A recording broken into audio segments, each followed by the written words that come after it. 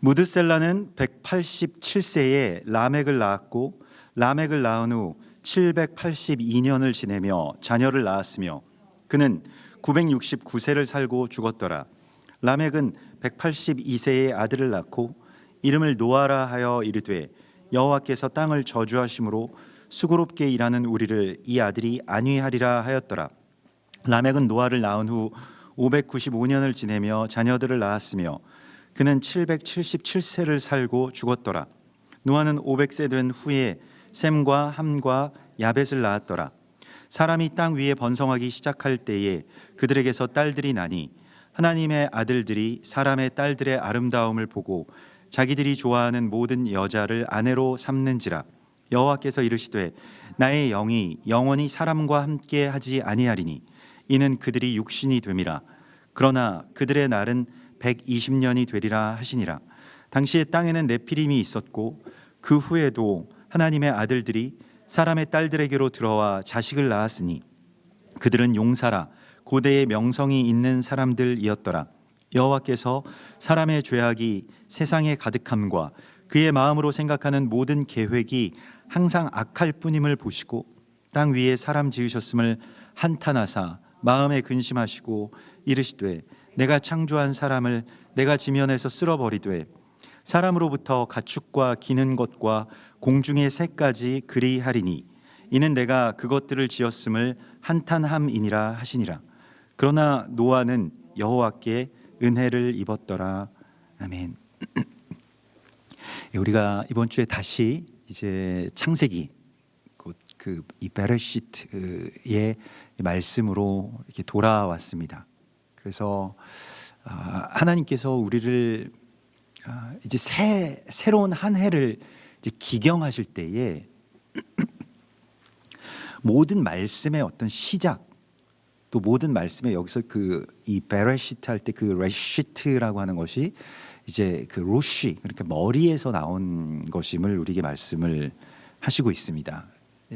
그래서 이게 그 머리가 그 뒤에 있을 목과 몸통과 다리와 발까지 이렇게 쭉 이어지게 되는데 사실 이것이 이제 이끌어 나가게 되는 것이죠. 그러니까 이 뒤에 나올 이야기들, 그러니까 성경 전체 혹은 인류 역사의 전체의 이야기가 사실은 그 어떤 머리에서부터 나왔는가라고 하는 것, 그러니까 어디에서부터 비롯되었는가라고 하는 것을 아는 것이 우리에게 정말로 큰 복음이고 또 우리에게 가장 큰 지혜라고 할 수가 있겠습니다. 그래서 이 창세기를 이제 이 톨레도시라고 이렇게 부르는데요. 우리가 창세기 하면 영어로는 이제 제네시스 아닙니까? 그런데 그 제네시스라고 하는 것이 창조한다라고 하는 그런 뜻보다는 원래 그 어원이 이제 게네올로기라고 하는, 그러니까 이 족보학 족보라고 하는, 거기에서 이제 이 제네시스라고 하는 말도 나온 것이고, 그 히브리어 제목도 이제 톨레도시라고 해서 이제 족보, 내력 이러한 그 뜻을 갖고 있습니다. 그래서 창세기의 이야기는 하나님께서 창조를 하신 것에 대해서도 창세기 2장 4절에 이것이 하늘과 땅을 창조하신 하나님의 이 창조의 내력이다. 그래서 창조의 족보를 말씀을 하십니다. 그러니까 이 창조 역사를 족보라고 말씀을 하셨어요. 이것은 톨레도시다. 그러니까 하나님이 창조하신 것은 무엇이냐면 하나님이 창조하신 것은 톨레도시다. 이렇게 말씀을 하셨다는 것입니다. 왜 하나님이 창조하신 것이 톨레도실까요? 그리고 창세기는 10개의 톨레도스로 구성이 되어 있습니다. 10개의 족보가 나오게 되는데 창세기 전체가, 사실은 성경 전체가 하나님의 톨레도시라는 것입니다. 그 톨레도시 무엇입니까? 우리가 오늘 이 창세기 5장에서 보는 것과 같이 누가 누구를 낳고 누가 누구를 낳고 라고 하는 정말로 간단한 말이고, 또 모든 사람들이 일반적으로 하는 그러한 일이기 때문에 누가 누구를 낳는다라고 하는 것이 우리에게 있어서는 그것이 물론 큰 일이긴 합니다만은 개인의 삶에 있어서는요. 그러나 전 인류가 누가 누구를 낳고라고 하는 이 일을 계속 끊임없이 해온 것이 지난 인류의 역사이고 또 일반적인 우리의 삶의 이야기이죠. 우리는 누가 누구를 낳고의 어떤 소산물이고 또한 그것을 행하는 그러한 사람들인 것이죠.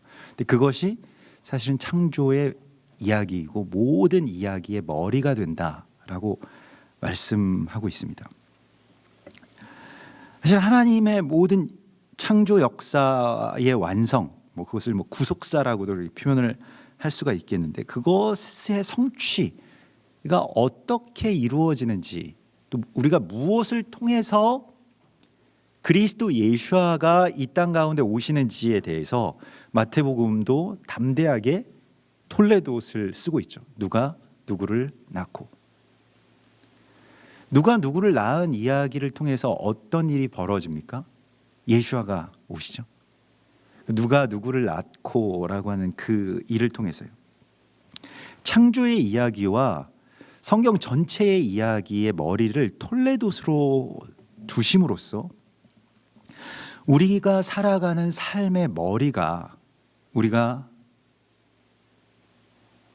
자녀를 낳고 기르고 그 자녀들은 배우고 성장하는, 그래서 또한 낳고 기르고 가르치는 그 일임을 분명하게 말씀을 하십니다.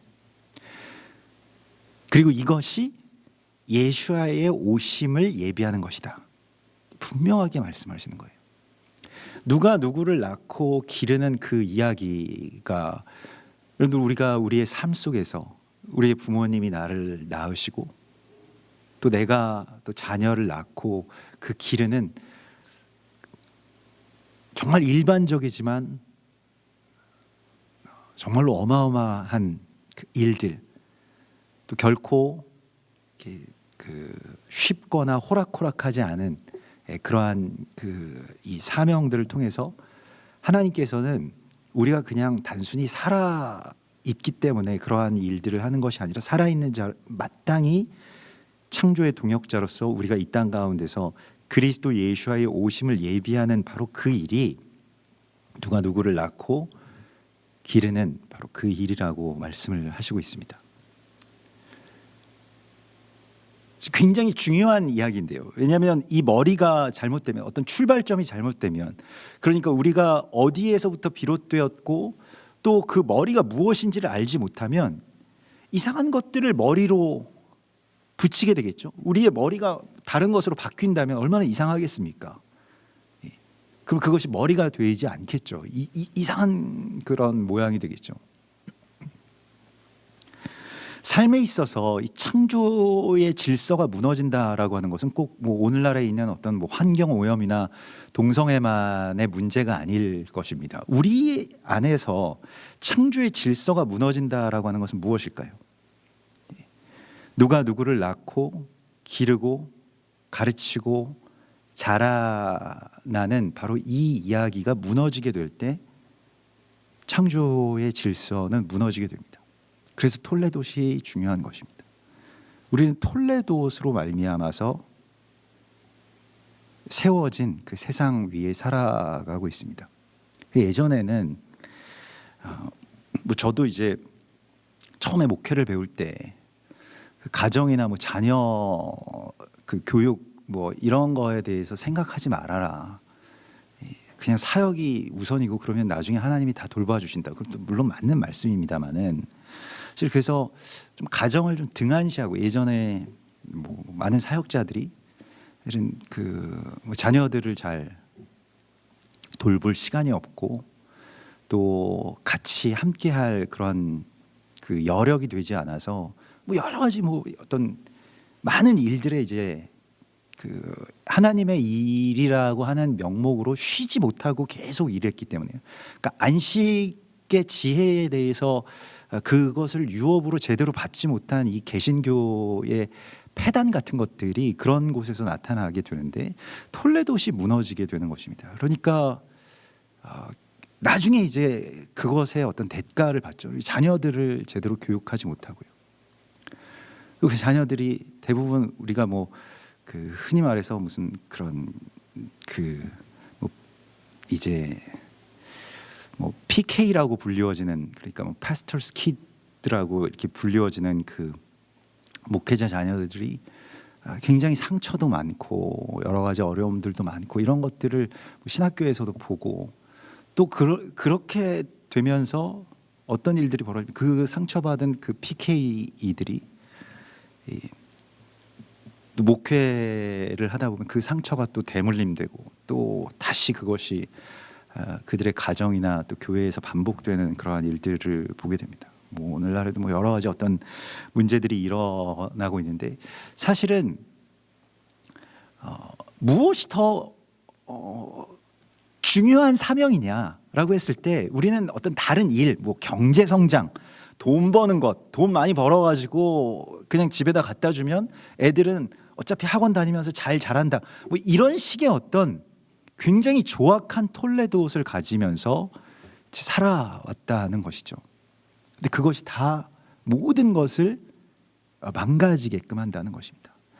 유대인들이 뭐 유대인들하고 다 좋은 것은 아닙니다만은, 아무튼 그럼에도 불구하고 유대인들이 가장 중요하게 생각하는 것은 자녀들을 낳고 기르는 것이 하나님께서 맡겨주신 가장 큰 사명이라고 하는 것에는 불변한다는 것입니다. 가장 소중하게 여기는 것이죠. 그것보다 더 귀한 것은 없고, 자녀들과 이 안식일을 함께 지키고 안식일 이 샤밧 테이블에 같이 앉아서 함께 식사하고 어떻게 사니, 또 하나님이 나한테 이런 말씀을 주셨는데 어떻게 생각하니, 이렇게 이야기하는 그 작은 일상들의 톨레도옷을 세우는 것이 삶에 있어서 가장 위에 위치해야 될 머리라고 하는 것을 잃지 않는다는 것입니다. 근데 우리가 이런 것들을 다 잃어버렸죠. 산업화 시대에서. 뭐 비단 뭐 목회자들 뿐이겠습니까? 목회자들이 그렇게 되었다고 하는 것은 세상의 풍조들이 다 그랬다는 것이죠. 회사보다 가정을 더 우선시하면 회사에서 쫓겨나는 것이 이전에 어떤 그 우리 아버지 세대의 아주 당연한 그런 이야기 일들이었습니다.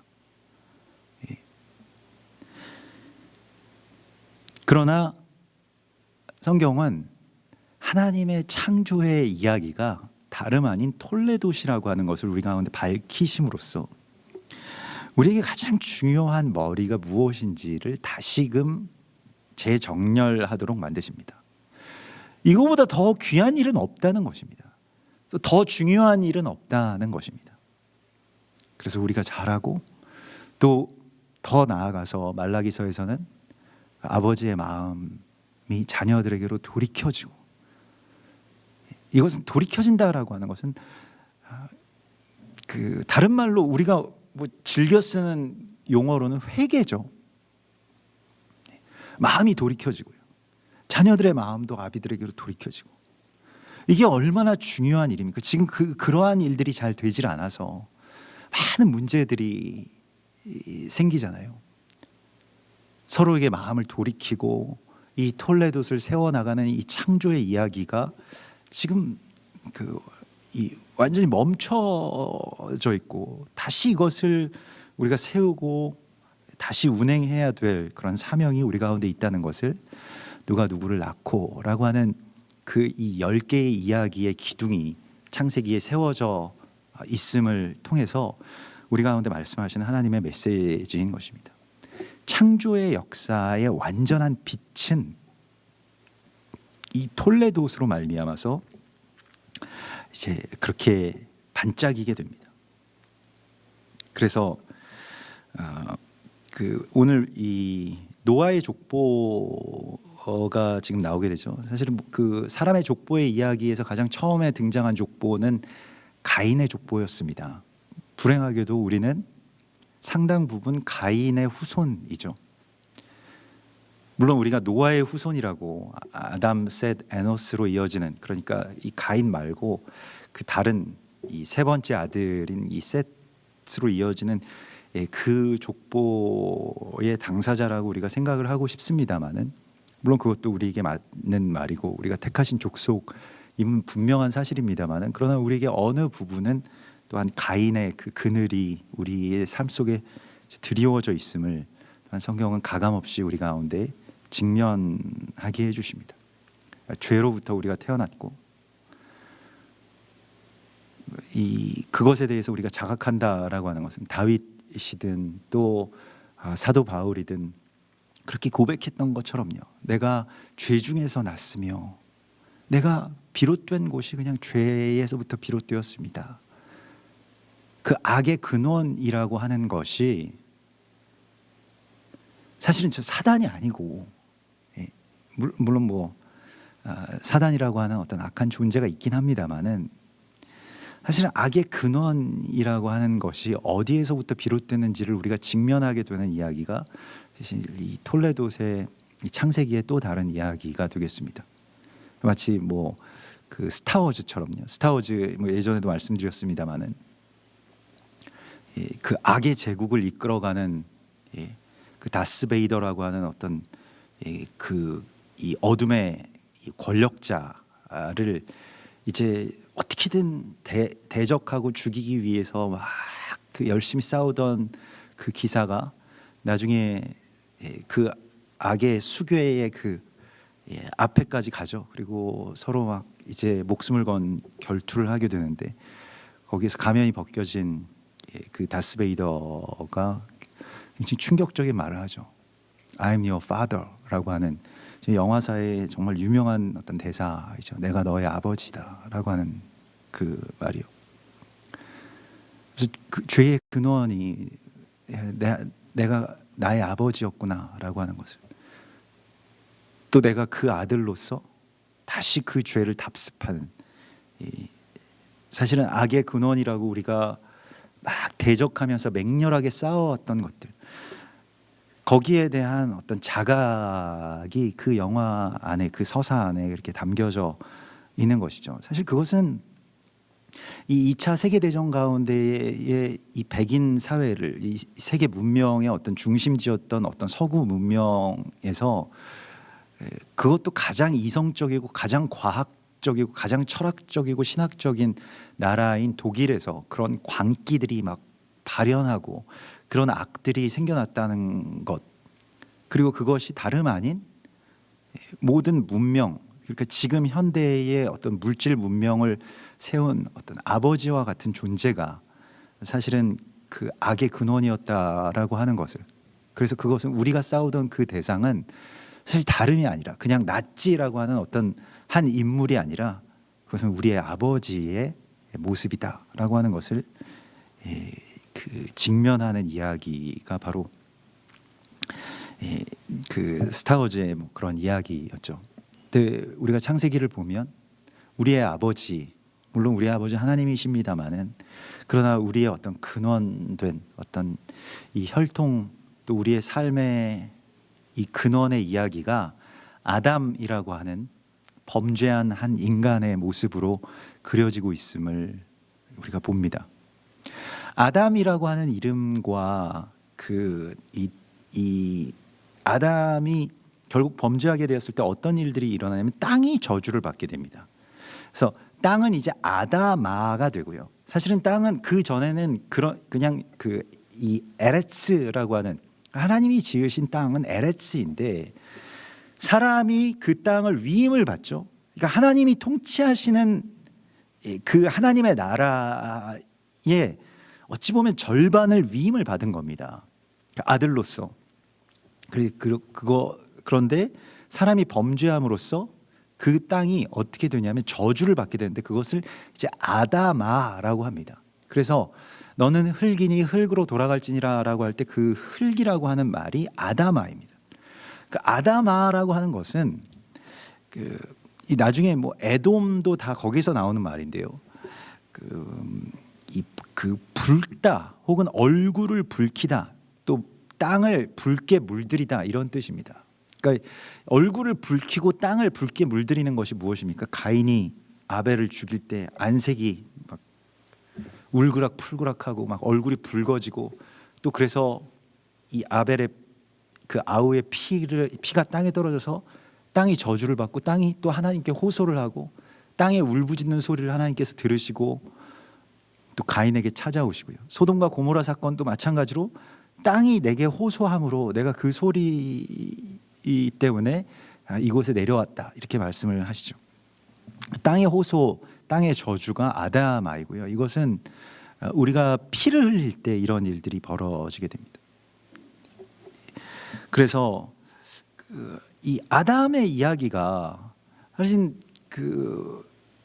아담은 그 이름을 나누어 주는 사람이었는데요. 원래 그 바셴이라고 하는 하나님의 이름을 그 이름을 전하는 자로서 그 이름을 붙여주고 그 관계 안에서 정말로 참된 그런 그 이름과 이름을 불러주는 그 관계 안에서 하나님의 사랑의 어떤 통로가 되었던 바로 그 아담이, 그 동산의 아담이 자기 형제를 죽이고 또 그 아들인 라멕은 또 다른 연약한 소년을 살해하고 이런 어떤 살해의 어떤 역사, 살해의 내력, 살해의 톨레도스로 계속되어서 오늘날에도 우리가 누구를 낳고 생명을 기르고 지키고 하는 그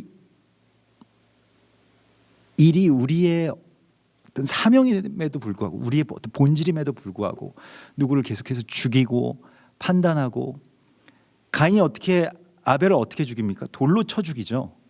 돌로 쳐 죽인다라고 하는 것은 이 나중에 이제 이 사람들이 예수아를 돌로 쳐 죽이려고 하죠. 돌로 쳐 죽인다라고 하는 것은 그 완전한 관계의 단절을 의미합니다. 그러니까 그것은 내가 그를 심판하는 것이고 사실은 우리가 누군가를 돌로 친다라고 할 때 내가 꼭 폭력을 쓰느냐 아니냐라고 하는 것을 넘어서서 이게 뭐 언어적으로나 혹은 감정적으로나 그것이 표현이 되든 되지 않든 간에 우리에게 있어서 그것은 다 이 가인 또 아담 또 이 땅을 붉게 물들이는 그러한 살해의 이야기인 것을 우리가 직면해야 됩니다. 그 뭐 남의 이야기가 아니라 내 안에서 그런 일이 벌어지는 거예요. 그러한 모든 것들의 이야기가 사실 나의 이야기라고 하는 것을 우리가 이 창세기를 통해서 보게 됩니다. 그래서 창조의 역사와 그 질서가 우리 안에서 회복되는 바로 그 이야기는 뭐 어떤 그 우주적인 그 기원에 대한 것을 그 밝히시는 것 대신에 사실은 우리가 누구를 낳고 기르는 그 이야기 안으로 들어와서 그것을 붙들고 그것을 온전하게 세워나가는 것만이 하나님의 창조의 역사를 다시 회복하는 것임을 분명하게 우리 가운데 말씀하고 있습니다. 더 대단한 일들은 없습니다. 다 그것 아래에 있는 것입니다. 그래서 무드셀라가 187세에 라멕을 낳았고 이렇게 되는데요. 이것은 이제 다 톨레도시라고 하는 것은 이 그 몇 세에 누구를 낳았다라고 하는 그래서 187세가 되기까지 나중에 이제 아브라함이 이제 100세가 되었을 때 이삭을 낳은 것처럼 그렇게 그때까지 이제 살아가면서 가장 중요한 어떤 사건 또 창조의 역사 또는 삶의 어떤 머리의 이야기가 시작이 되죠. 그래서 이것이 이제 그들의 어떤 베레시트가 되겠는데 어떤 한 가문의 베레시트가 되겠는데 무드셀라가 187세에 라멕을 낳았고 그 이후로도 굉장히 오래 살죠. 969세를 라멕을 낳은 후에 782년을 지내며 뭘 했다고 나옵니까? 자녀를 낳았다라고 나옵니다. 782년 동안 자녀를 낳으면 뭐 몇 명을 낳을 수 있는지 모르겠습니다만 아주 굉장히 많이 낳았을 거예요. 뭐 그 당시에 뭐 어떤 산하 제한을 하지도 않았을 거고 그래서 무드셀라가 969년 동안 했던 일은 계속 누구를 낳고 그렇게 그들을 지켰던 일이었습니다. 우리가 무드셀라가 성경에서 가장 오래된 사람으로 가장 어른으로 그렇게 여겨지는 사람이죠. 실제로 가장 오래 살았고요. 그래서 우리가 뭐 내가 좀 나이가 좀 들었다라고 생각되시는 분들은 뭐 꼭 내가 노인이어서 내가 나이가 든 것이 아니라 그 웬일인지 그냥 이 어른의 정체성을 가지고 있다고 생각되면 이 무드셀라의 정체성을 우리가 가지고 있다고 이렇게 알아야 하는데요. 사실은 이 어른 된다라고 하는 것이 굉장히 중요한 사명을 갖는 것인데 무엇을 하는 것이냐면 무드셀라처럼 무드셀라는 창을 든 사람을 말합니다. 창을 들고 뭘 하냐면 그 자녀들을 지킵니다.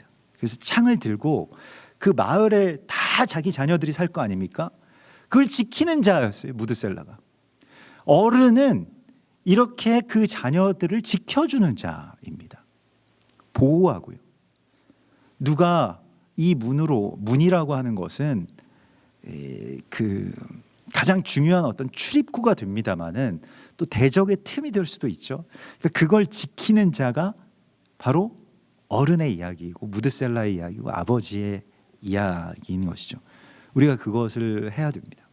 그 자녀들을 뭐 어떻게 지키는가라고 했을 때 우리가 자녀들을 일일이 따라다니면서 뭐 보호하고 오늘날에도 아이들 뭐 어린이집부터 무슨 뭐 중고등학생들 뭐 폭력 뭐 대학생 뭐 다 큰 어떤 뭐 다 장성한 어떤 그 자녀들까지 우리가 지키기가 이제 불가능하구나라고 하는 것을 더 절망적으로 이제 알게 되는 그런 시간 속에 있죠. 자녀들을 어떻게 지키는가? 그것은 창을 들어야 된다. 그래서 무드셀라가 바로 이 창이라고 하는 그런 그 뜻을 갖고 있고요. 이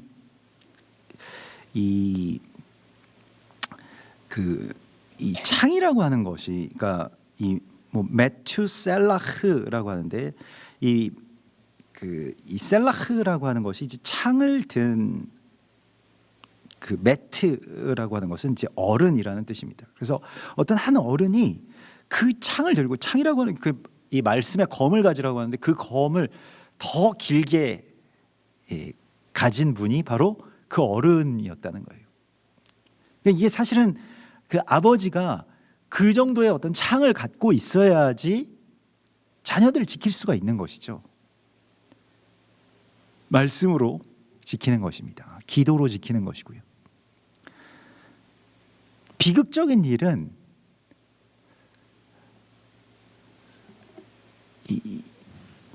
성경에서 말씀하시는 이 무드셀라처럼 어른들이 창을 갖지 못한다는데 그 비극이 일어나게 되죠. 우리가 어른으로서, 아비로서, 또 어머니로서 자녀들을 지켜야 되는, 이 다음 세대를 지켜야 되는 이 사회적인 또 이 세대적인 어떤 어른으로서 그것을 지키기 위한 창을 들고 그 문에 서야 된다는 것입니다. 그런데 우리는 지키지 못했죠. 사실은 우리가 다 그것을 지키지 못하고 뭐 어떤 희생양을 세워서 누구 때문에 뭐 아이들이 죽어간다, 뭐 누구 때문에 뭐 세월호에서 뭐 아이들이 다 수장됐다, 뭐 이런 식의 어떤 그 탓을 하고 있긴 합니다만은, 그러나 사실은 우리가 지키지 못한 것이죠. 창을 들지 못했기 때문에요. 말씀의 검을 들지 못했기 때문에, 기도하지 못했기 때문에요. 무드셀라가 살아있는 동안 세상은 심판을 받지 않습니다. 재앙을 면합니다. 오늘날 우리가 잘 생각해야 되는데요. 우리가 어른으로서 잘 생각해야 될 것이 있습니다. 우리가 자녀들을 어떻게 지킬 것이냐, 전쟁이 없는 나라를 어떻게 만들 것이냐, 교회를 어떻게 지킬 것이냐. 문 앞에서 창을 든 사람을 하나님께서 보신다는 것입니다. 아브라함이 그런 사람이었고요. 무드셀라가 그런 사람이었고요.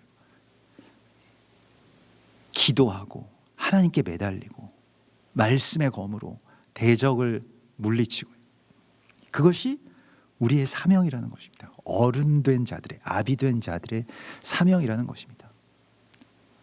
가정을 지킨다라고 하는 것 참 어려운 일이죠. 오늘날에 얼마나 이 많은 가정이 그렇게 파괴되고 또 그 파괴된 가정으로 인해서 얼마나 많은 아이들이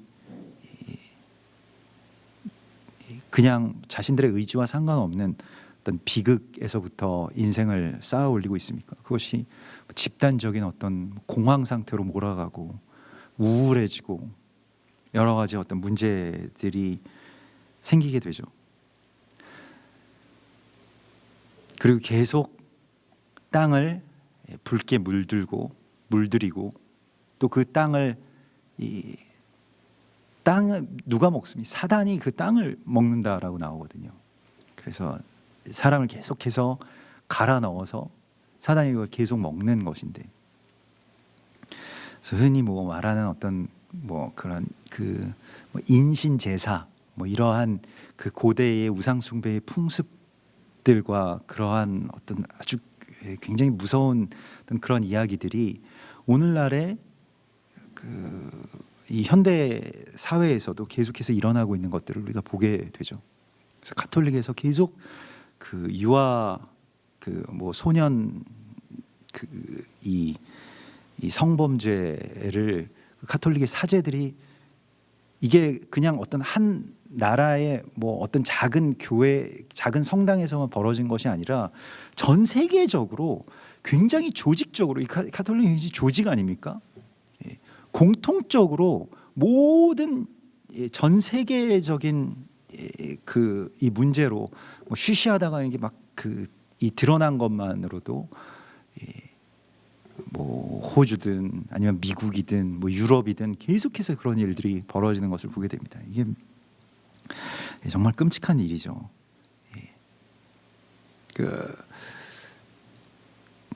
또 뭐 우리 같은 경우에는 뭐 최근에도 뭐 우리가 지난주에 또 뭐 계속 연예인들이 이제 자살하고 또 그 자살이 반향을 일으켜서 많은 청소년들이 또 따라서 또 죽고요. 그러면서 무언가 어떤 대적에 대한 어떤 그런 이상한 이야기들이 이제 일어나고 있는 것이고, 우리가 이것을 잘 지키고 있지 못하죠. 그래서 아이들의 삶을 갈아 넣어서 번성을 만들어내고 또 자신들의 어떤 이 부를 창출하려고 하는 그런 모든 일들에 대하여서 우리가 좀 다시 생각해야 됩니다. 우리는 그들을 지켜야 되는 사명이 있다라고 하는 것을 무드셀라가 782년을 지내면서 자녀들을 낳고 그가 살아가는 그런 모든 삶 속에서 문을 지키는 자로 살았다라고 하는 것, 그것만큼 복된 일이 어디 있겠습니까? 뭘 다른 것을 뭐 그는 뭘 많이 했다, 이것이 중요한 것이 아니겠죠. 그래서 그 톨레도스를 세우라고 하나님께서 말씀을 하시고 있습니다. 그리고 라멕이 이제 182세의 아들을 낳아서 노아라고 하는 아들을 낳았는데요. 이 노아라고 하는 아들이 여호와께서 땅을 저주하심으로 땅이 이제 아담아가 되었죠. 땅이 저주를 받은 것은 창세기 3장에서입니다. 땅이 그 찔레와 엉겅퀴를 낼 것이다 라고 하는 것이죠. 땅은 사실은 창조의 우리가 땅에서 나왔고, 땅과 우리는 어떻게 보면 일체이고 또 동역자인데, 땅이 이제 저주를 받아서 또 어떻게 하냐면 그 저주를 내죠. 그래서 찔레와 엉겅퀴를 내게 될 것이라고 말씀을 하셨습니다. 창세기 3장 17절의 말씀이죠. 땅은 너로 말미암아 저주를 받고 너는 내 평생에 수고하여야 그 소산을 먹으리라. 땅이 내게 가시덤불과 엉겅퀴를 낼 것이라. 이것이 땅의 저주입니다. 땅이 가시덤불과 엉겅퀴를 내는데 이게 뭡니까? 가시덤불과 엉겅퀴라고 하는 것이 나중에 마태복음에 보면 그 좋은 땅의 비유 가운데서 이 안 좋은 땅이 그 가시와 엉겅퀴를 내서 이 말씀이 자라는 것을 막죠. 말씀이 자라서 열매를 맺는다라고 하는 것은 우리가 예수와의 삶을 비로소 살아가게 된다는 것을 말합니다. 말씀이 우리 안에 들어오셔가지고요. 근데 그런 일들을 하지 못하게 된 것이 이 사람 때문에 땅이 저주를 받아서 땅이 다시 엉겅퀴를 내는 그 구조 안에서 우리가 살아가고 있기 때문이고, 사실은 여기에서 이제 우리가 다시 열매를 취할 수 있으려면 땅을 이제 경작해야 되는, 땅을 경작할 때의 중요한 일은 그 가시와 엉겅퀴를 제거하는 것입니다. 좋은 땅으로 만들어야 되겠죠. 좋은 땅으로 우리가 다시 이 땅을 기경하는 것을 성경에서는 이제 아바드라고 이야기를 합니다. 이 아바드가 예배한다라고 하는 그런 말이죠. 우리가 하나님 예배하고 말씀과 기도로 땅을 다시 기경하라고 말씀을 하십니다. 땅이 엉겅퀴를 내었거든. 우리의 자녀들이 말씀으로 자라지 못하거든. 무슨 어떤 이 가시와 엉겅퀴에 걸려서 더 이상 그렇게 그리스도 예수와의 장성한 분량으로 성장하지 못하거든. 땅을 기경하는 것부터 우리가 시작을 해야 됩니다. 잡초를 뽑고 가시를 제거하고, 가시를 제거하면서 자기 손에 많은 가시들이 찔리겠죠. 그러면서도 네가 흙으로 돌아갈 때까지 이것에 대해서 수고하여야 네가 이제 그 땅의 소산을 먹을 것이다 라고 말씀을 하시죠. 그런데 그 땅의 저주에 대한 회복의 실마리가 노아라고 하는 인물에게서부터 시작이 됩니다. 그래서 수고롭게 땅이 저주가 돼서 어떤 일들이 있습니까? 수고롭게 일하는 우리를 이 아들이 안위하리라라고 되어 있죠. 그 안위한다라고 하는 것이 이제 그 아들이 안위한다라고 하는 것이 노아의 이야기고요. 그 안위한다라고 하는 것은 이 나함이라고 해서 용서하신다, 아주 큰 자비로 용서하신다는 것입니다.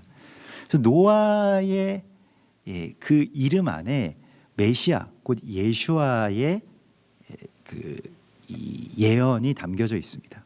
아들이 안위할 것이다.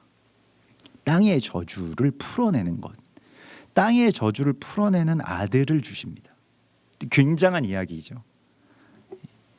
이것이 톨레도스의 힘입니다.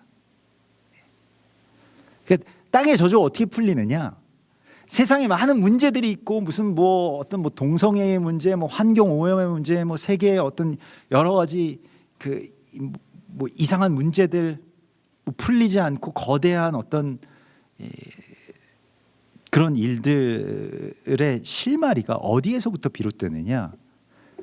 아들이 안위할 것이다. 물론 그것은 예수께서 우리를 풀어주시고 우리에게 다시 용서와 회복을 가져오실 것이라고 하는 예언입니다마는, 예수아가 이 땅 가운데 오는 것은 한 가정의 그 아비와 어머니의 어떤 분투에서부터, 그 출산에서부터 그 일들이 시작되었다라고 하는 것을 성경이 분명하게 우리 가운데 말씀하고 있습니다. 그리고 우리에게도 그러한 사명이 있다라고 말씀을 하시죠. 그래서 이 노아는 500세 된 후에 셈과 함과 야벳을 낳았더라. 노아가 500세까지 그럼 뭘 했을까? 이것에 대해서 글쎄요.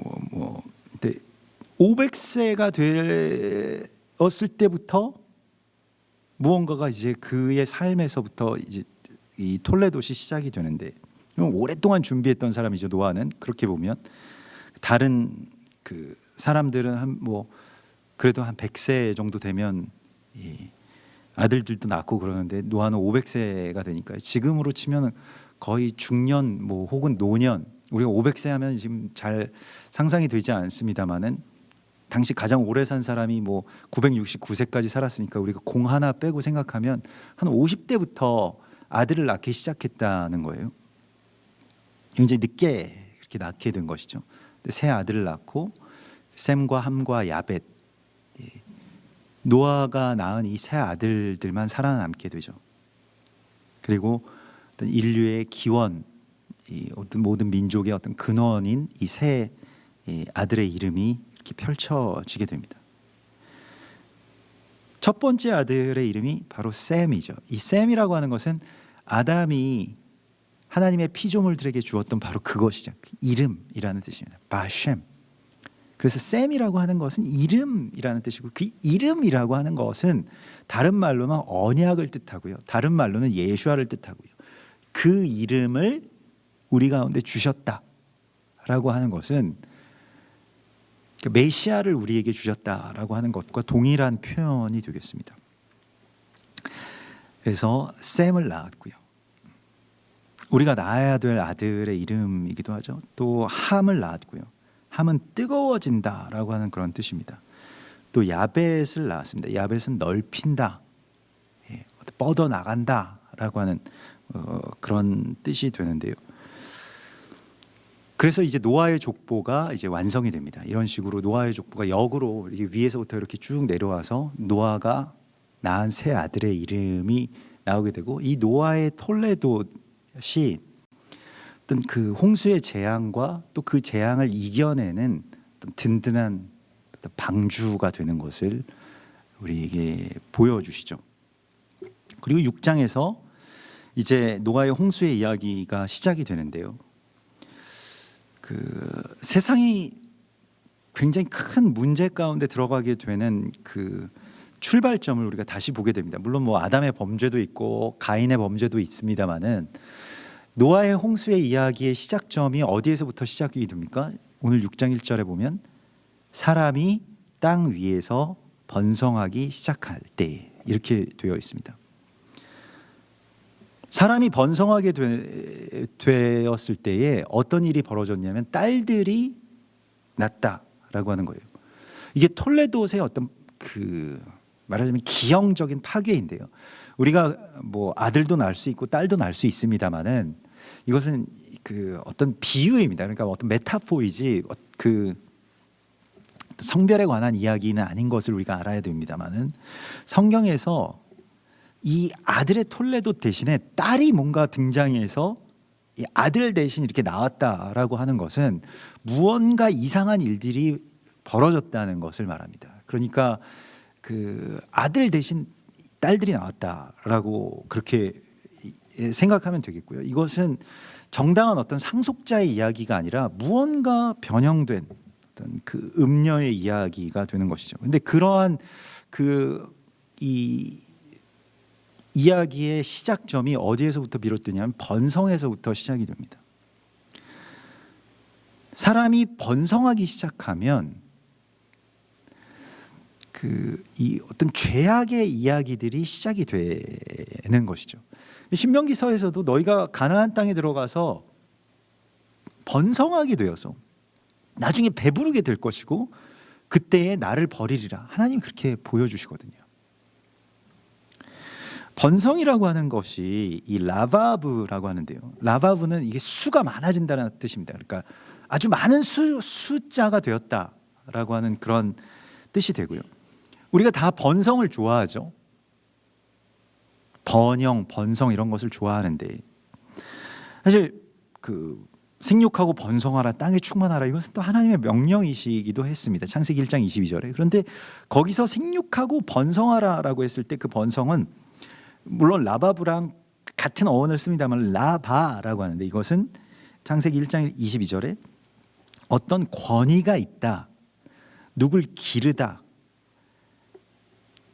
버티면서 지속한다, 혹은 성장한다, 이런 뜻을 갖고 있습니다만은 이 라바브, 여기서 사람이 땅 위에서 번성하기 시작했을 때 물론 같은 뜻이라고 해도 그 무방하긴 합니다만은 여기서 조금 그런 어떤 차이를 우리가 발견해내자면 이것은 어떤 수가 많아졌다라고 하는 거예요. 수가 많아지는 어떤 번성과 그 한 사람 한 사람을 이렇게 기르고 가르치는 어떤 그런 생육하고 번성하라고 하는 하나님의 명령은 비슷한 것 같지만 완전히 다른 이야기입니다. 그냥 그 수를 많게 하는 것 자체는 성경에서 굉장히 경계하는 이야기이기도 합니다. 그래서 그 하나님의 나라의 파괴에 대해서도 그 겨자씨 비유에서 마태복음 13장 32절에서 이 작은 것이 아주 크게 자라서 공중의 새가 깃들이게 되었다라고 그렇게 나오죠. 그것은 일종의 어떤 번성에 대한 경고이기도 한데요. 그게 우리가 다 번성을 좋아할 때에는 사실 이 번성이라고 하는 것이 굉장히 불길한 어떤 징조라고 하는 것을 알지 못할 때에는 번성은 그냥 무조건 하나님이 주신 복이라고만 생각을 하죠. 그런데 실은 그것이 공중의 새, 공중 권세 잡은 그런 어떤 대적이 깃들일 만한 어떤 그런 구조를 만든다는 것입니다. 그게 굉장히 미묘한 차이입니다. 그러니까 생육하고 번성하라라고 하는 하나님의 말씀을 우리가 정말로 사랑으로 가르침으로 내가 창을 들고 그들을 지킴으로 이 일들을 이루어내는 것은 우리의 사명입니다마는 번성은 대적이 깃들일 만한 어떤 그런 구조를 만들어내는 것을 말합니다. 다릅니다. 무슨 차이가 있을까요? 사실 같은 이야기입니다. 그러니까 라브랑 라바브 같은 어원입니다마는 무슨 차이가 있을까요? 예. 결국에는 그것에는 다른 어떤 모양상의 차이는 없을 것입니다마는 사랑이 있는가 없는가라고 하는 것과 깊은 관계가 있다고 볼 수가 있겠습니다. 누가복음 12장 32절에서 예수께서는 그의 사랑하는 제자들을 이렇게 부르십니다. 적은 무리여 무서워 말라라고 말씀을 하시죠. 마태복음 7장 13절에서도요. 좁은 문으로 들어가라. 멸망으로 인도하는 문은 크고 그 길이 넓어 그리로 들어가는 자가 많고 생명으로 인도하는 문은 좁고 길이 협착하여 찾는 자가 적음이라. 그래서 우리가 하나님께서 말씀하시는 이 생육과 번성, 이 톨레돛을 세우는 일에 우리의 힘을 다 해야 됩니다마는 사람이 땅 위에서 번성하는 이 일들, 그러니까 우리가 번성하게 되면 나중에 이제 바벨탑 사건에서도 그렇고요, 또 금송아지 사건도 그렇고 다 번성과 번영을 숭배하는 것인데 그것을 하나님이 하시는 일, 또 하나님이 우리에게 명령하시는 일, 그래서 우리가 뭐 부흥해야 된다, 뭐 우리가 성장해야 된다, 우리가 더 많아져야 된다, 그래야 더 많은 일들을 할 수 있고 주의 일을 할 수 있다. 뭐 어떤 면에서는 맞는 말일 수도 있습니다만은 본질적으로 우리가 그 안에서 아주 놓치지 말아야 될 것이 있음을 이 안에서 분명하게 알아야 됩니다. 거기에서 딸들이 나오는 거예요. 여기서 딸이라고 하는 이야기는 이제 교회의 타락과 깊은 관계가 있습니다. 그 딸들이 어떻게 됩니까? 하나님의 아들들이, 여기서 하나님의 아들들이라고 불리워지는 것은 이제 그 일반적으로 타락한 천사들, 뭐 사단과 관련이 되어 있다라고 그렇게 생각을 할 수가 있겠습니다. 그래서 그 하나님의 아들들이 사람의 딸들의 아름다움을 보고요, 자기들이 좋아하는 모든 여자를 아내로 삼는지라 이렇게 되어 있습니다. 그래서 하나님의 아들들이 사람의 딸들의 아름다움을 보고 내려와서 자기 아내로 삼았다는 거예요. 여기서 아내라고 하는 말은 이샤입니다만, 이샤라고 하는 말 가운데 아내라고 하는 뭐 좋은 뜻도 있습니다만은 여기서는 굉장히 안 좋은 뜻으로 쓰입니다. 그러니까 음녀라고 하는 말이 됩니다. 음란한 여자를 삼았다, 그렇게 만들었다는 거예요. 이것은 요한계시록에 나오는 그 음녀의 이야기, 그 교회의 타락과 깊은 관계가 있습니다. 배교, 타락. 그 배교와 타락이 무엇 때문에 일어납니까? 세상의 부귀와 영광과 성장에 이제 취하게 되는 것이죠. 그 여자는 자줏빛과 붉은빛 옷을 입고 금과 보석과 진주로 꾸미고 손에 금잔을 가졌는데 가증한 물건과 그의 음행에 더러운 것들이 가득하더라. 그의 이마에 이름이 기록되었으니 비밀이라, 큰 바벨론이라, 땅의 음녀들과 가증한 것들의 어미라 하였더라.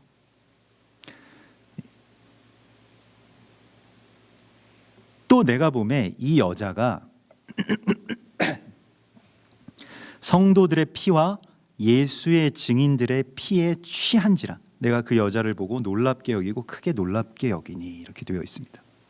근데 그 여자가 나중에 결국에는 비틀거리면서 이제 쓰러지게 되는데, 처음에는 이 가증한 것들을 막 마시다가 나중에 무엇에 결정적으로 취한다고 나옵니까?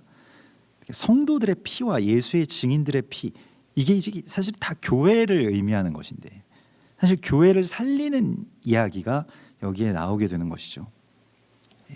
성도들의 피, 예수 증인들의 피가 이 음녀가 되어버린 교회를 다시 해산하는 여자로 바꾸게 됩니다. 사실 이 음녀의 어떤 이 컨셉이 나중에 우리가 이 호세아와 또 뭐 고멜 이야기 가운데서도 봅니다만은 사실 이스라엘의 이야기이죠. 초막절의 끝날에, 이 명절 끝날에 사람들이 현장에서 간음하다가 이 잡힌 여자를 데리고 와서 돌로 치려고 할 때 예수께서 땅에 뭔가를 쓰시면서 너희 중에 죄 없는 자는 이 여자를 돌로 치라고 말씀을 하셨죠. 땅에 무슨 말씀을 쓰셨는지 요한복음 밝히고 있지 않습니다만 사실 현장에서 가늠하다가 잡혀온 그 여자가 이스라엘이죠. 유대인들입니다. 자기들의 모습인 거예요. 자기가 자기를 죽이는 그런 이야기입니다. 이게 일종의 어떤 영적인 자살이라고도 할 수가 있겠는데요. 우리가 누군가를 비난하고 정죄하고 뭐 지금도 뭐 세대와 세대가 성별과 또 이 그 성별 남자와 여자가 그렇게 서로를 뭐 죽이고 비방하고 이러한 일들을 하게 됩니다만은 또 그러한 어떤 저주 가운데 이 세상이 막 치닫고 있습니다만은 이제 이것을 또 이런 일들을 우리가 막아서야 되는 사명이 우리 가운데 있죠. 그런데 오늘 이 창세기 6장에서는 사실은 그 창조의 시간 가운데 아주 고대의 어떤 노아의 홍수에 대한 그런 어떤 스토리를 우리 가운데 알려주시는 것이 아니라 지금 교회의 배교에 대해서 말씀을 하시고 있는 것입니다. 그 딸들이 그러니까 타락하게 된 음녀가 되고 그 음녀가 그러니까 그리스도 예수와의 신부가 되어야 되는데 이 번성의 신부가 되어가지고요.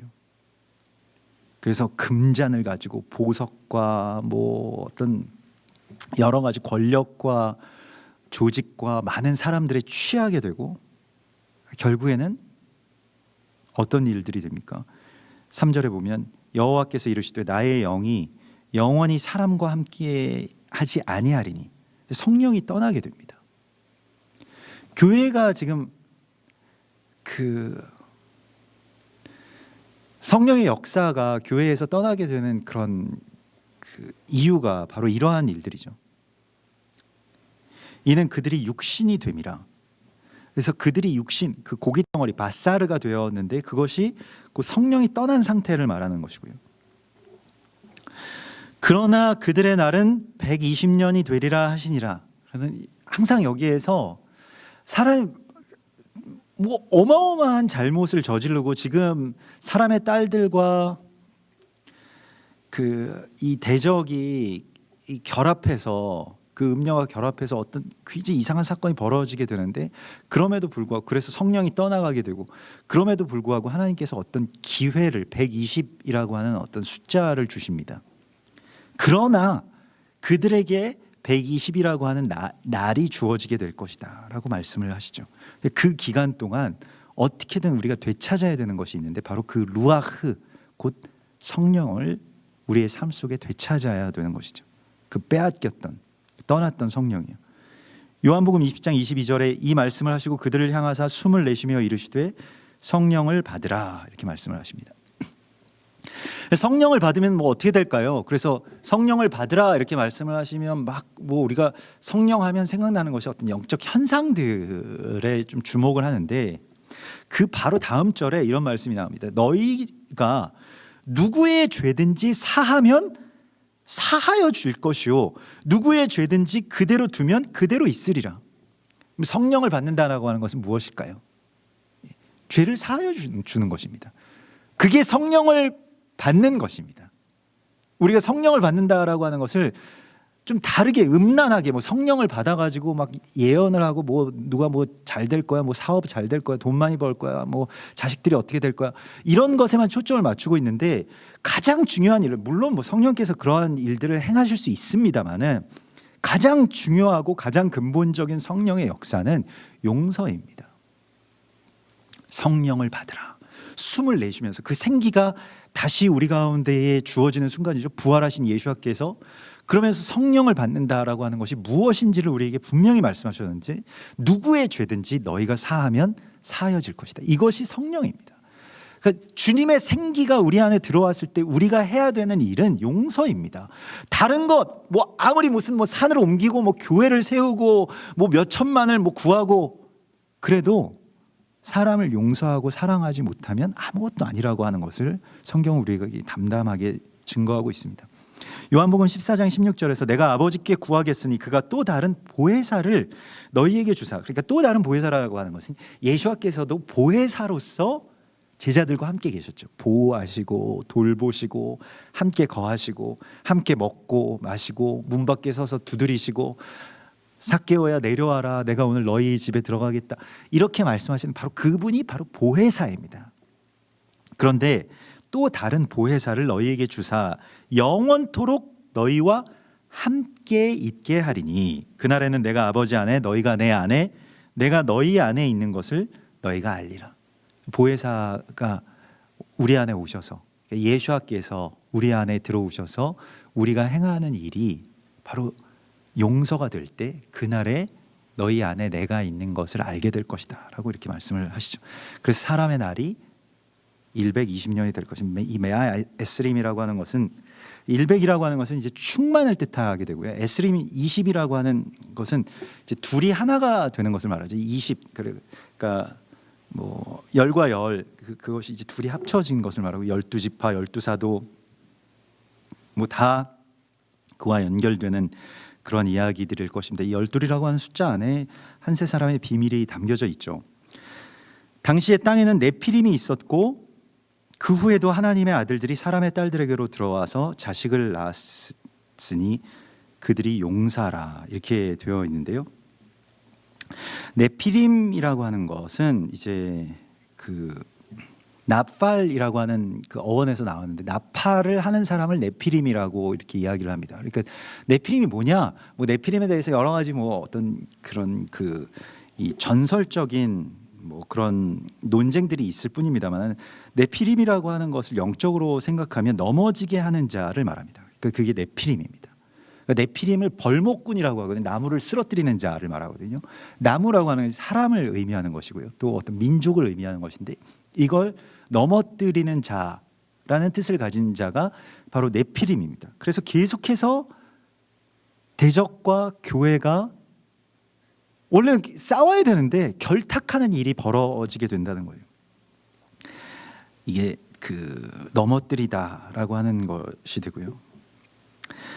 마태복음 13장 41절에서 인자가 그 천사들을 보내리니 그들이 그 나라에서 모든 넘어지게 하는 것과 또 불법을 행하는 자들을 거두어내어 풀무불에 던져 넣으리라 라고 말씀을 하시죠. 그래서 넘어지게 하는 자, 대적의 또 다른 이름이고요. 마태복음 16장 23절에서 예수께서 돌이키시며 베드로에게 이르시되 사단아 내 뒤로 물러가라, 너는 나를 넘어지게 하는 자로다, 네가 네피림이다 이렇게 말씀을 하시죠. 네가 하나님의 일을 생각하지 아니하고 도리어 사람의 일을 생각하는도다. 사실 베드로는 정말로 예수님 위에서 한 말이었는데요. 예수님 십자가 지시면 안 됩니다. 이런 말이었죠. 근데 그것이 나를 넘어지게 하는 자로다. 네가 네피림이다. 이렇게 말씀을 하시죠. 교회가 배교의 길을 걷게 되는 것이 바로 여기에 있습니다. 우리가 넘어지게 하는 자가 되는 것이 예수아를 넘어지게 하는 네피림이 되는 것이 바로 여기에 있습니다. 고난 없이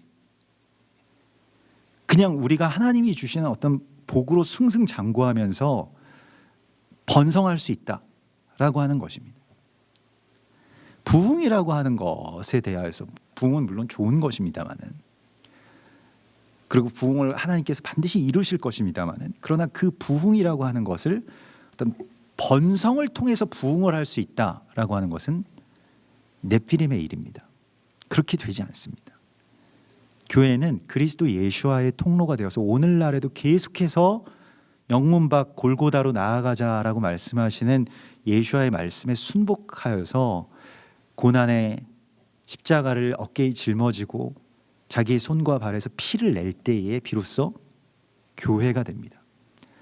근데 그것을 거부하면 곧바로 음녀가 되고 네피림이 되는 것이죠. 누가복음 17장 1절에서 예수께서 제자들에게 이르시되 실족하게 하는 것이 없을 수는 없으나, 이게 네피림이죠. 실족하게 하는 자가요. 그렇게 하는 자에게는 화로다. 그러면 실족하게 하는 것이 무엇일까요? 우리가 누구를 실족하게 하는 것일까요? 이 작은 자 중에 하나를 넘어지게 할진데 차라리 연자맷돌이 그 목에 매어 바다에 던져지는 것이 나으리라. 너희는 스스로 조심하라. 이렇게 말씀을 하시는데, 우리가 누구를 여러분 실족하게 하신 적이 있습니까? 누구를 일부러 넘어뜨리신 적이 있습니까? 그런데 성경에서 예수님께서 말씀하신 그 실족하게 하는 것이요, 만일 네 형제가 죄를 범하거든 경고하고 회개하거든 용서하라. 만일 하루에 7번이라도 내게 죄를 짓고 7번 내게 돌아와 회개하노라 하거든 너는 용서하라. 사도들이 주께 여짜오되 우리에게 믿음을 더하소서. 우리가 지금 구해야 되는 것이 바로 이것입니다. 우리가 교회가 실족하게 하는 자가 되어서는 안 됩니다. 그러니까 누구를 그냥 죄인이라고 판정해 버리면 그냥 이 사람들은 다 사단의 자식들이야, 그냥 다 죽어야 돼, 이렇게 되면 네피림이 되는 것입니다. 우리가 해야 될 일은 7번이라도, 하루에 7번이라도 용서하는 자가 되라고 말씀하시는 것이죠. 이것이 실족하게 하지 않는 사명이 됩니다. 그 뒤에 나오는 이야기가 열 문둥이가 제사장에게로 가서 이 나병에서 낫는 그런 장면이죠. 열 문둥이는 이제 잃어버린 열 지파 관계가 있고요, 이스라엘과 깊은 관계가 있습니다. 그래서 우리가 이 세상 가운데서, 이 세상에 정말 죄악이 가득하고 모든 계획과 생각과 뭐 교회와 나라와 뭐 세대와 세대가 다 악으로 휩싸여 있을 때에도 우리가 지금 이걸 어떻게 이제 톨레도스를 세우고 또 세상을 다시 하나님께로 이끄는지에 대해서 예수와께서는 우리가 성령을 받아서 용서하라 이렇게 말씀을 하십니다. 용서의 통로가 되는 것이죠. 생명의 통로가 되는 것이죠.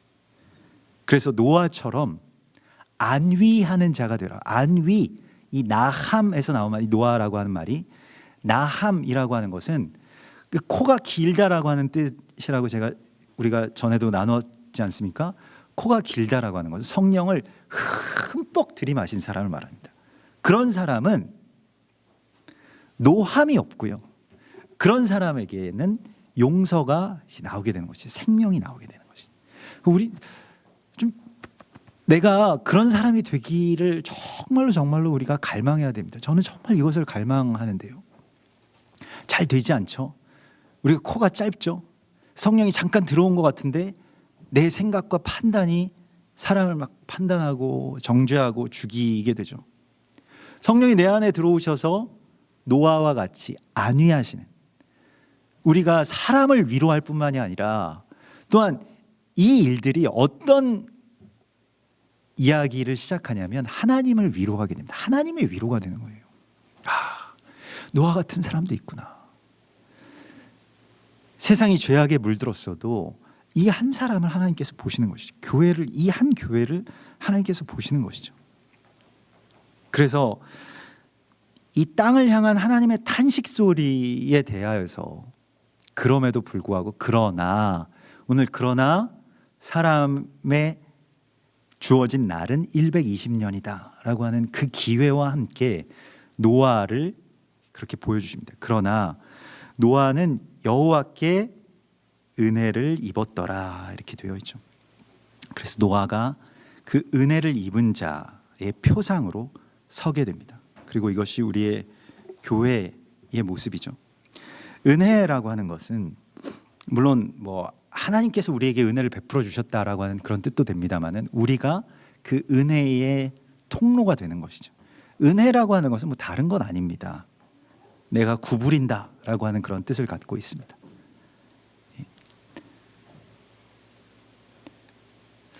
구부린다라고 하는 뜻이 그냥 어떤 굴복한다는 것이 아니고요. 원래는 높은 어른인데 낮은 사람한테 나 자신을 구부린다라고 하는 그런 뜻을 갖고 있습니다. 이게 은혜입니다. 하나님께서 우리에게 그런 은혜의 통로로 서라고 말씀하시고 있습니다. 그리고 이 톨레도스를 우리의 가정에서 자녀들과 부모들이, 사실은 물론 뭐 부모님들이 우리 자녀들에게 많은 은혜를 베푸시죠. 그런데 좀 언제나 문제가 되는 것은 자녀들이 부모님들에 대해서 이렇게 그런 생각을, 이제 마음의 돌이킴의 생각들을 이제 품게 되기까지 좀 시간이 많이 오래 걸린다는 데 좀 문제가 있을 것입니다. 그렇게 될 때 또 다시 아비의 마음이 자녀들에게로 굽어지고, 자녀들의 마음이 아비들에게로 굽어지고, 그럼 얼마나 좋은 시절이 우리에게 펼쳐지겠습니까?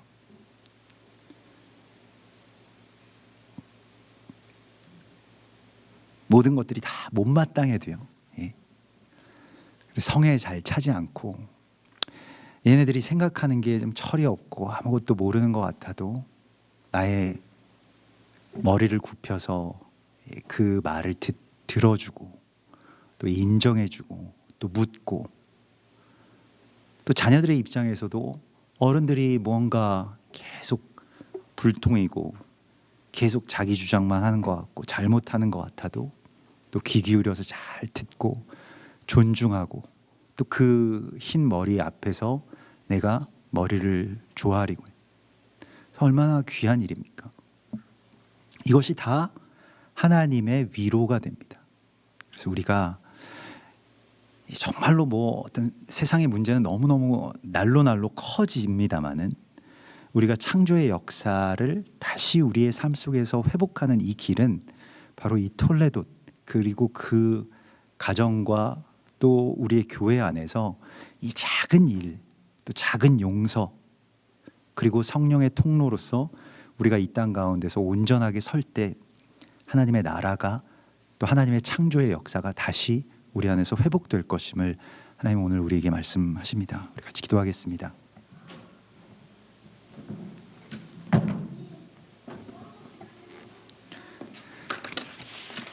우리 오늘 주님 말씀 붙들면서 이 시간 주님 앞에 우리가 좀 성령을 구했으면 좋겠습니다. 성령님 우리 안에 오셔서 나에게 용서를 주시옵소서. 이 용서가 없는 이 세상 속에서 누굴 용서해야 된다는 것이 분노의 이유가 되는 이 세상 속에서 우리가 용서의 통로가 되게 하여 주시고, 하루에 7번 또 7번에 7번이라도 용서할 수 있는 이 믿음을 우리에게 더하여 주시옵소서. 우리가 그러한 은혜와 용서의 통로가 되게 하여 주시고, 사람들을 넘어지게 하는, 그 실족하게 하는 네피림이 되지 않도록 주여 우리를 붙드시고, 교회가 배교와 타락 가운데 들어가지 않도록 우리를 붙들어 주시옵소서. 주여 우리를 붙들어 주시옵소서. 우리 그렇게 같이 말씀 붙들면서 기도하시겠습니다. 주여, 주여 우리에게 성령을 주시옵소서. 주의 성령으로, 주여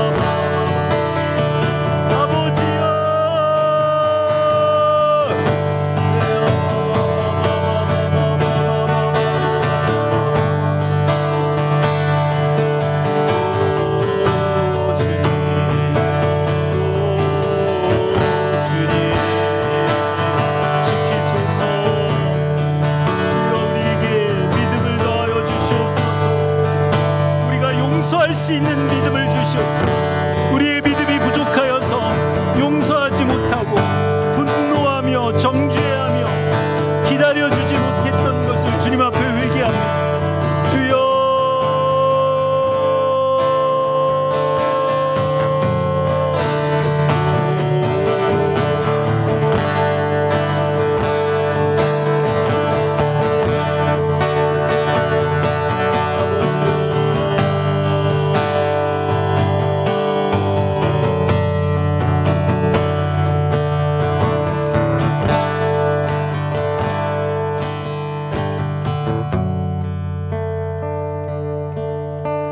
또한 이 시간에 우리가 교회를 위해서, 또 이 땅의 교회들이 정말로 이제 하나님의 사명 안에서 그리스도 예수와의 신부가 되게 하여 주시고, 이 음녀의 자리에서 벗어나는 그래서 다시 해산하는 여인으로, 다시 산고의 고통을 기꺼이 감당하는 신부의 모습으로 그렇게 회복될 수 있게 해달라고 이렇게 주님 앞에 기도하고, 또 우리 교회가, 또 우리의 각 가정교회가 그러한 모습으로 온전히 설 수 있게 해달라고, 주님의 거룩한 신부로서의 회복, 신부의 단장이 이 땅의 교회들 안에서, 온 열방의 교회들 가운데서 이루어지게 해달라고 이 시간 중보하면서 정말로 교회를 우리가 사랑하고 위하고 그리스도 예수와의 몸으로서 온전하게 설 수 있게 해달라고 소망하면서 기도하시겠습니다. 주여 감사합니다. 주여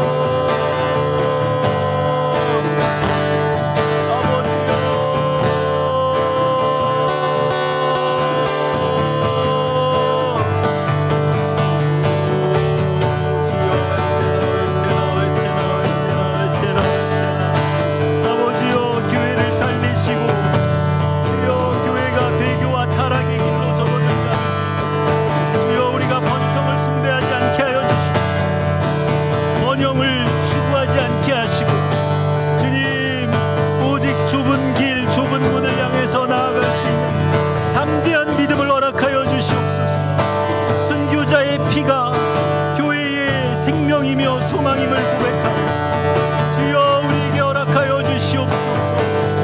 주여